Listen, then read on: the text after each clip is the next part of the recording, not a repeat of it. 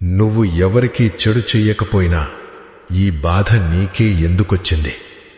నువ్వు ఎవ్వర్నీ ఏడిపించలేదు, ఎవ్వరి జీవితంలోనూ విషం చిమ్మలేదు. అయినా ప్రతి గాయం నీకే ఎందుకు తగులుతుంది? ఇదేమి న్యాయం? కాని ఒక విషయం అర్థం చేసుకో. శివుని భక్తుడిగా ఉండటం అంటే బాధలను ఎదుర్కొనేది నేర్చుకోవడం. శివుడు ఎవర్ని తనవాళ్లనుకుంటాడో మొదట వారి కర్మల లెక్కను తీర్చేస్తాడు. ఆ లెక్క కన్నీళ్లు, ఓటమి, ఒంటరితనంతో నిండిపోయుంటుంది. నువ్వు కుంగిపోయింది నువ్వు చెడ్డవాడివి కాబట్టి కాదు, నువ్వు మంచివాడివి కాబట్టి. శుద్ధమైనది మాత్రమే కరిగించబడుతుంది.